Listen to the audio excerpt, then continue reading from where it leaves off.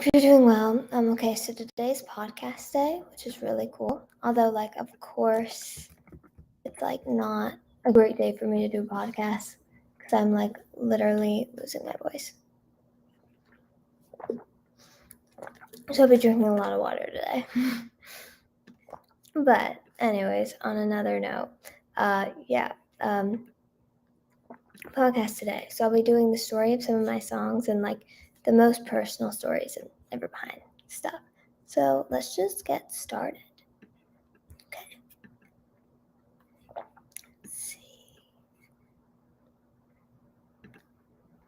Hello, welcome to Catch Up with Caroline. Thank you so much for listening.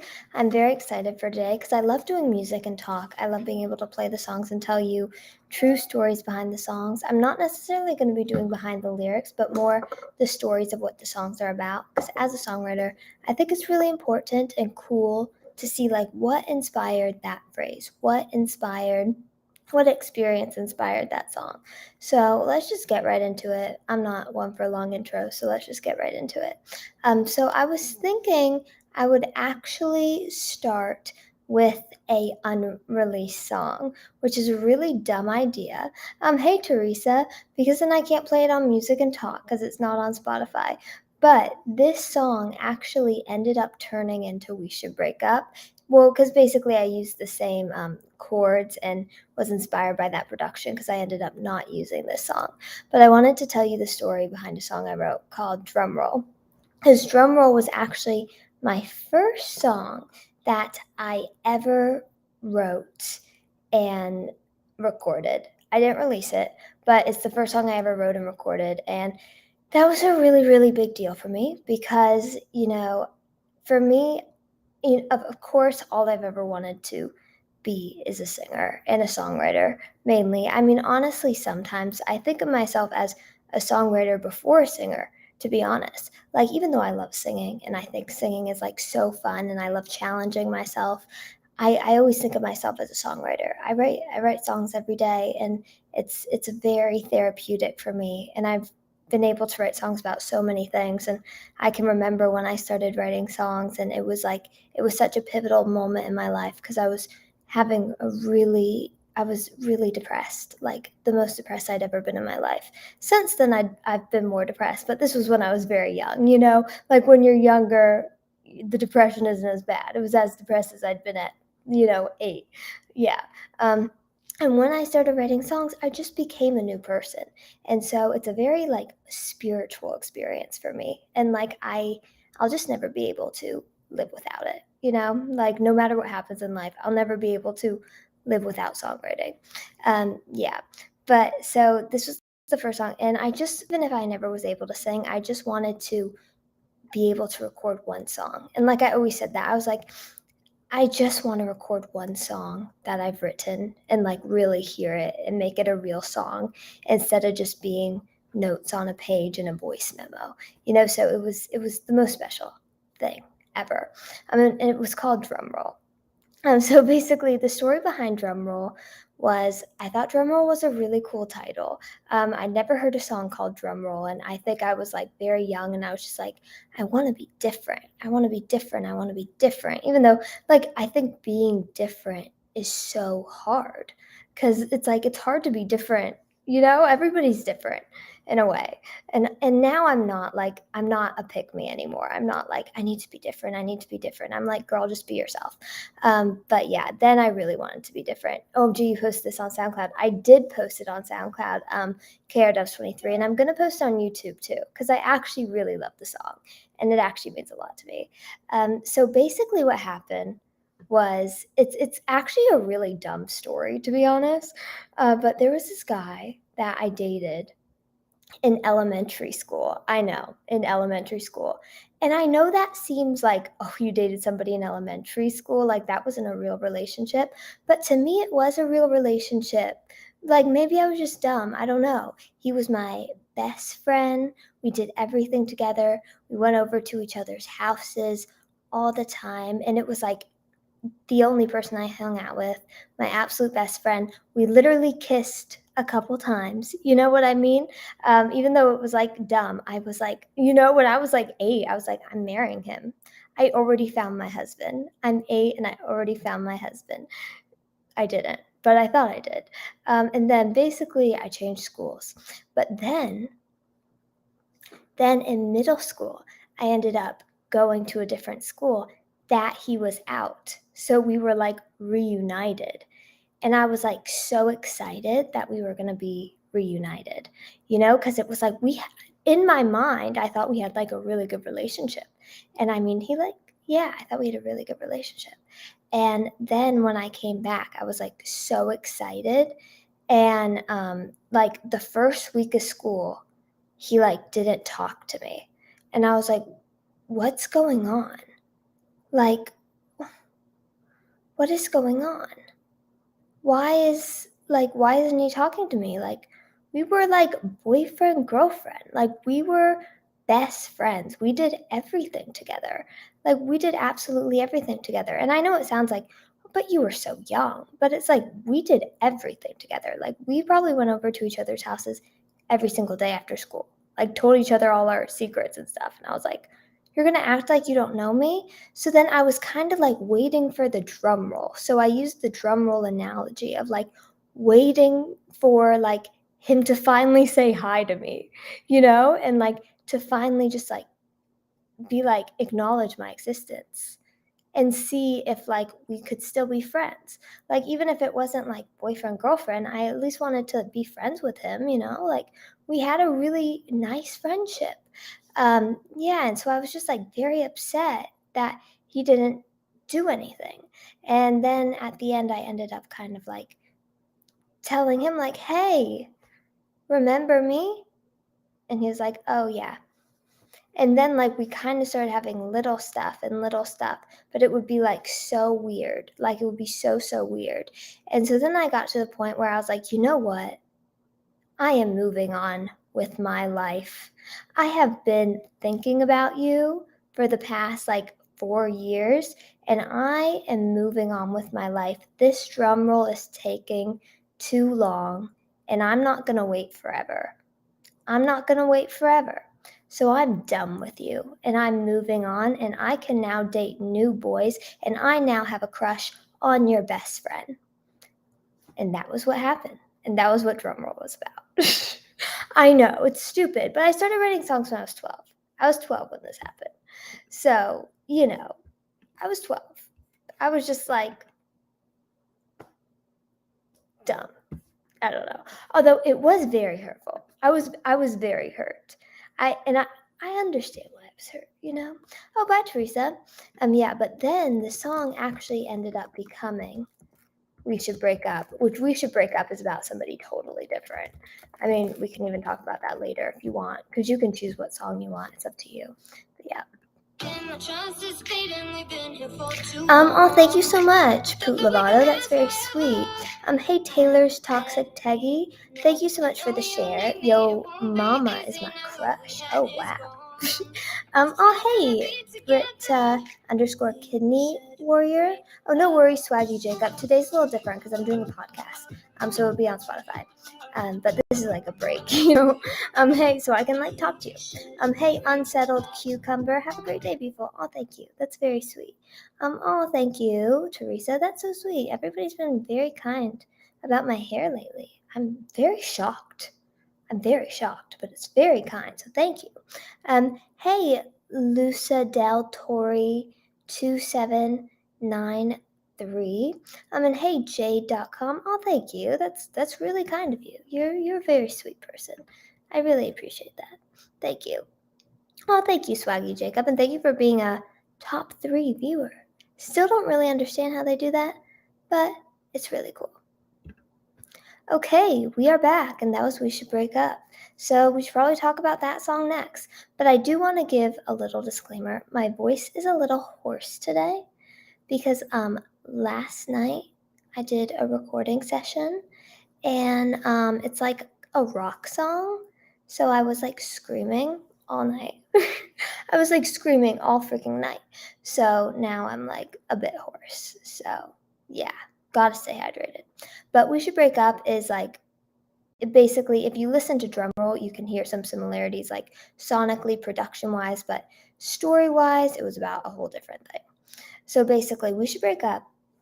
I had a very, this is when I was older. This was more like 14, 15, 16. Yeah. Basically, I had a very tumultuous relationship that was very difficult and very draining because the person was very toxic, very gaslighty, but it was a weird situation. And this is what always gets me with toxic relationships and toxic people because it's like they're so mean and like abusive to you. But then if you try to leave, they won't let you. And it's like so weird because it's like, you say all these like really mean things to me, and it's like not a fun relationship, but you won't let me not have a relationship with you. And like that was how it was with this person. They would not let me not have a relationship with them. And so it was very difficult for a lot of years. Very, very hard. Like it caused a lot of stress. I wrote a lot of freaking songs about it. It was super stressful. I would not want to relive it at all. And basically, we would kind of like go on and off of talking, but they would never let me go. Like they always had this grip on me. I always say they always had to put their paw print on every single thing I did. Like they always had to somewhat be there or somewhat ruin it in a way. Or if something good, they had to start drama and ruin it and just start utter chaos all the time. But, I felt really bad cutting this person off. They're kind of unstable. They kind of need some people in their life. So I always wanted to be that person. And then basically, it'd been very awkward for a long time. And I remember it very vividly. I was like very, I was very done with them. And I was like, kind of told them like, yeah, I'm sorry, I'm super done. And then they ended up getting a third party involved and very much like gaslighting the third party to be like, oh my gosh, like Caroline's so horrible and mean, and she's like, well, she never wants to speak to me again, and she's so dramatic, and I've done nothing to her. And then the third party was like, you need to talk about it. You need to talk about it. But the thing is, and I understand you need to talk about it with people. You should talk about it with people. But the issue is this person is like a master manipulator and so hard to talk to. I've always said, like, it's like talking to a wall. Like this person's like talking to a wall because you are talking, you are saying your point, and they are not listening. They would never listen to me or hear me. And instead, they would just defend themselves. Like they were so defensive. And I was like, and I would always say, hey, like, I'm not trying to make you like think you're a villain or feel bad about yourself. Like, that's not the point of this. I'm just telling you how I feel, and I'm not trying to make you feel a villain, and you don't just have to like defend yourself like constantly. Like I'm just telling you how what your actions did made me feel. And it was just like they couldn't hear it. Like, and never apologized once, no responsibility actions. And it was just like exhausting. And so basically the person I got ambushed. And I remember it was really bad because I like tried to leave and I was like, I'm not doing this. I'm not in the mood today. I'm not in the mood. It's a Saturday. I've had somewhat of a good day. I don't want to do this. Um, yeah, and then basically it ended up being a 2-hour talk, which is the first lyric, and We Should Break Up. Did the 2-hour talk we have make it better?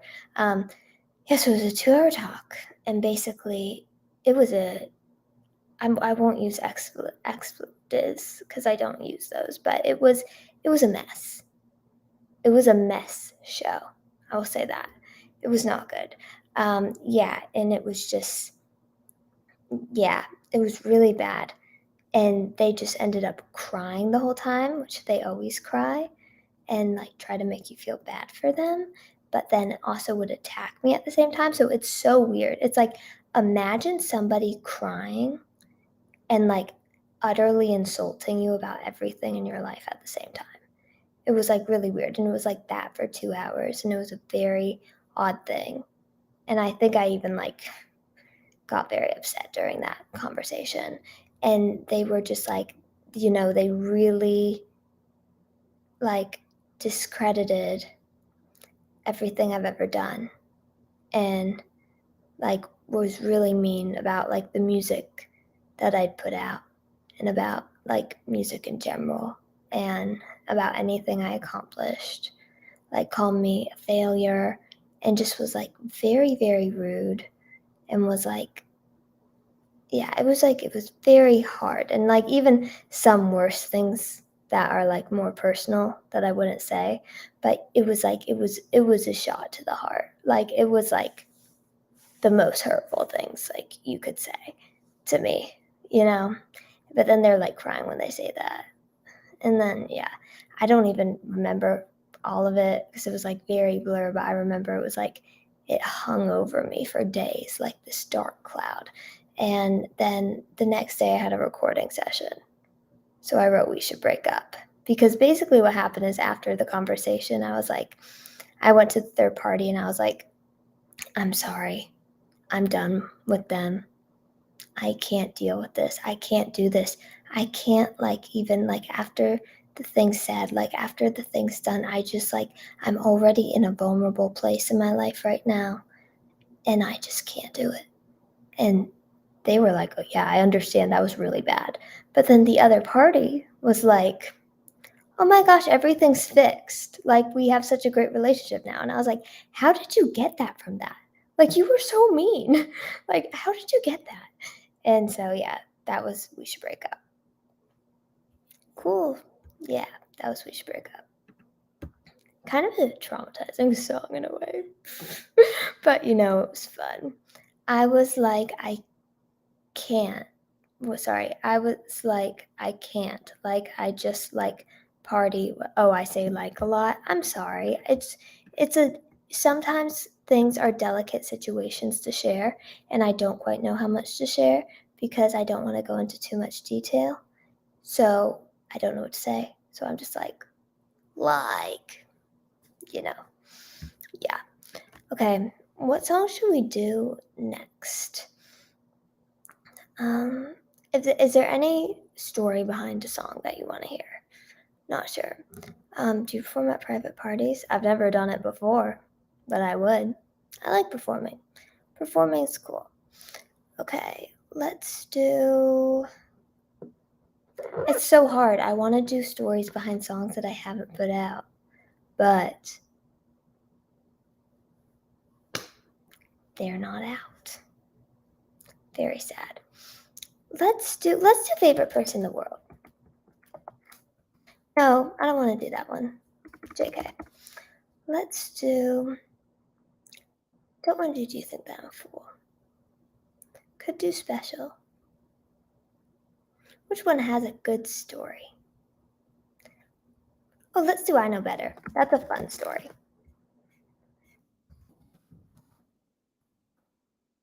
Okay.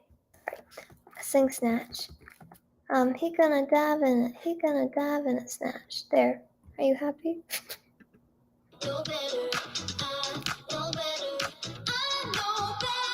I'm good, XR Williams 2178. How are you? Hope you're doing really well. Oh, hi, Wellington. And hi, Muse. How are you? Fun song.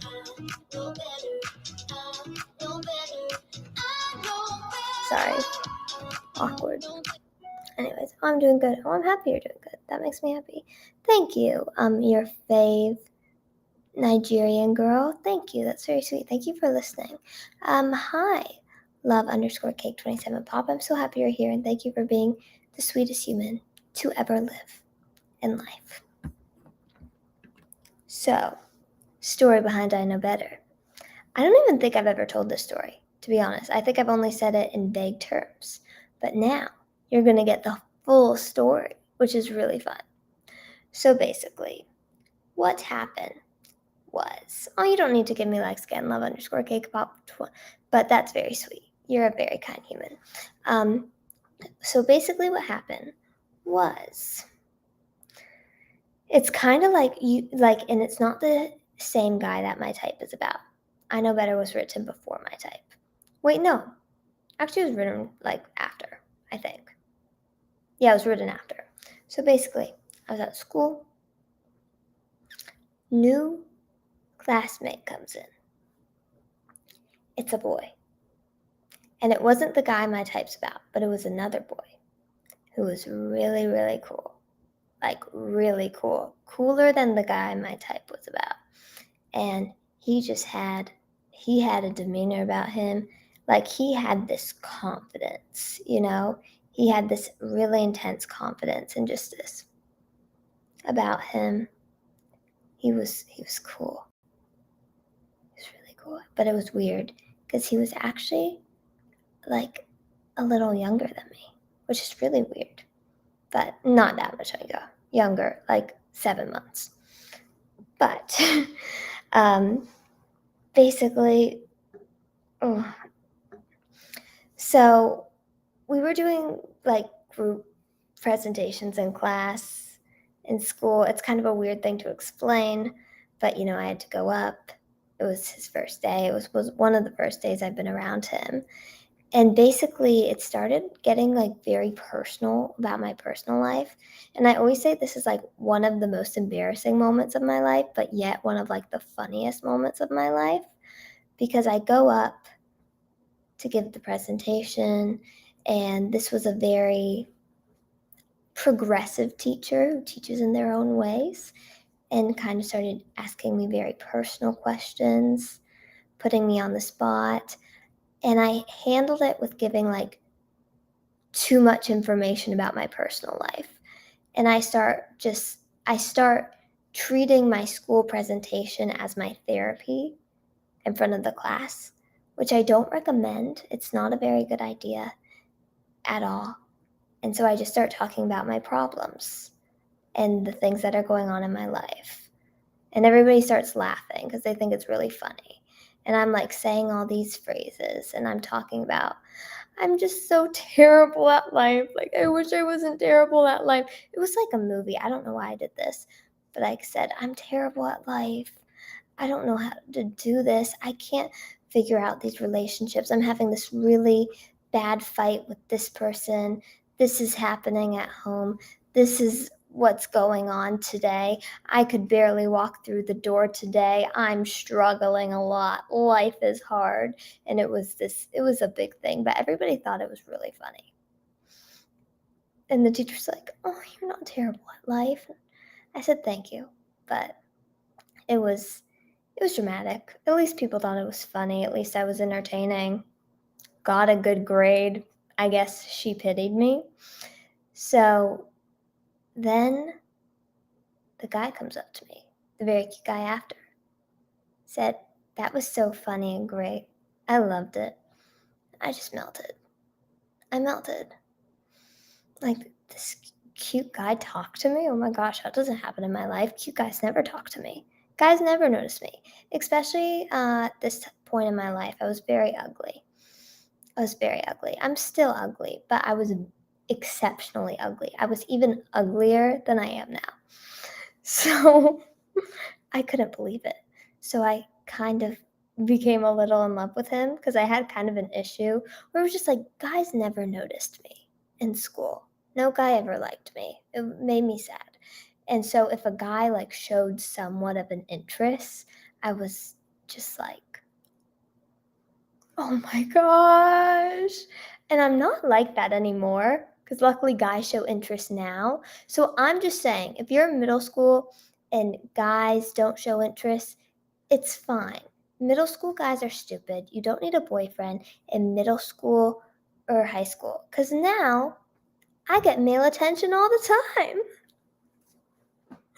That was really obnoxious to say. Thank you for saying you're not ugly, you're beautiful. That's very sweet of you. That's kind. Thank you. I appreciate it. You're all beautiful. I love you. But then I really liked him, and we became somewhat friends. I thought he was a really cool guy, but I learned he was a player, and I'd never dealt with a player in my life. I did not know players were real. I'd never thought about players, and he was all over every girl in school. He had every girl, and so it would be so frustrating because He asks you for your number.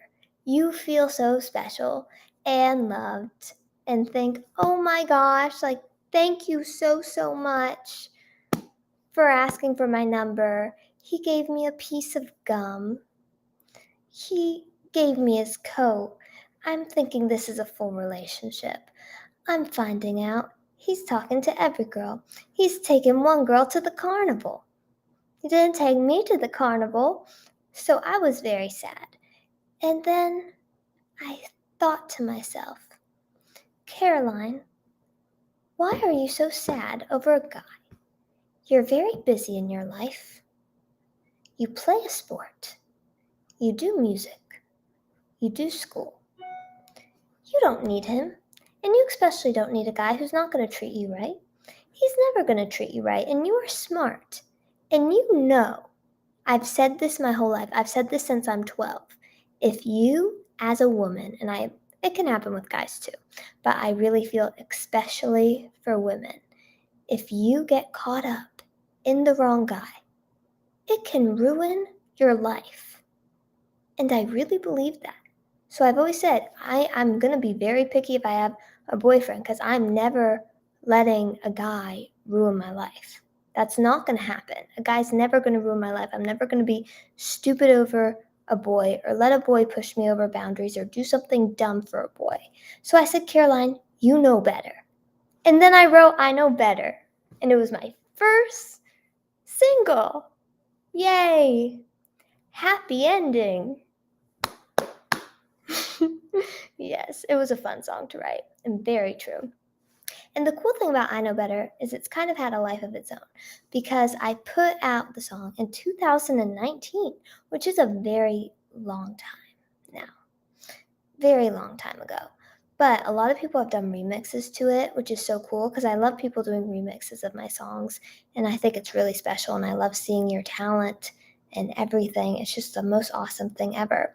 So I thought that I would play a remix to end this. So let's do it.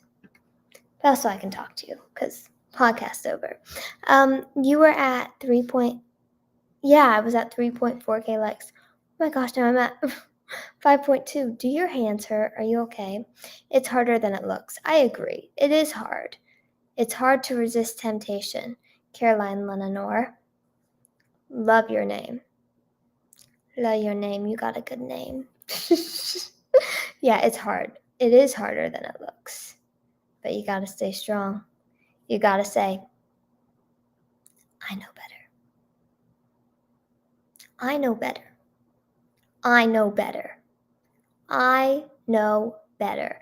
Which is why I say I know better 64 times in that song, which is way too much. What type of psychopath writes a song and says I know better? What happened? What happened? I didn't play the song. Stop. Yeah, but what type of person writes that? Which one should we do? Let's do the Mars Cod remix. Let's hear it. Oh yeah, it's EDM.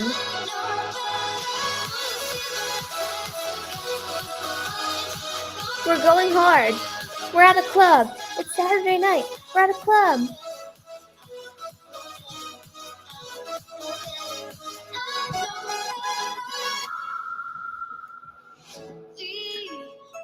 Yeah. Hey, Arcade. Eddie died? Who's Eddie? It's okay. I'm here for you. You're so sweet. Oh, thank you. You're so sweet. Back. Thank you. Thank you, Swaggy Jacob. 11. It's a good name. Yes, it is a good name. What I like about it is it's like, I don't know. It's 8 syllables. Well, not 8 syllables. Sorry, I'm an idiot. It's 8 letters, which is cool. Because 8's a good even number. I've never watched Stranger Things, but somebody from Stranger Things died? Seriously? Is that a joke? But aren't they all very young? Oh my gosh, I don't know what happened. But so many condolences and prayers. That's horrible. Oh, that's so sad. Where do you live or can you not say? I live in the US.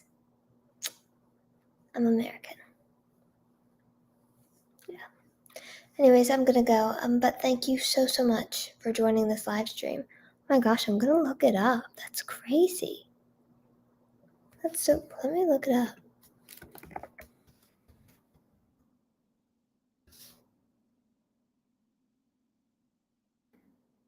Oh, not in real life. Oh, I thought the actor died. Oh, I'm glad the actor didn't die. So Max is gonna die too. Don't give people spoilers. You don't do that, Joey, the editor. People are gonna be mad. Although, like, here's the thing. I will say, I'm somebody personally. I really like spoilers. I really like spoilers because I like to kind of be prepared and know what happens. So if something really bad's gonna happen, or somebody's gonna die, or something really sad, I like to know. So it doesn't bother me, Joey the editor. I've also never seen the show, so I don't know who they are. But yeah. But other people might be upset. Like, other people might come for your throat and be like, and be really upset. But yeah, I don't mind. I don't mind. It's cool. Anyways, I'm going. But thank you so much for joining.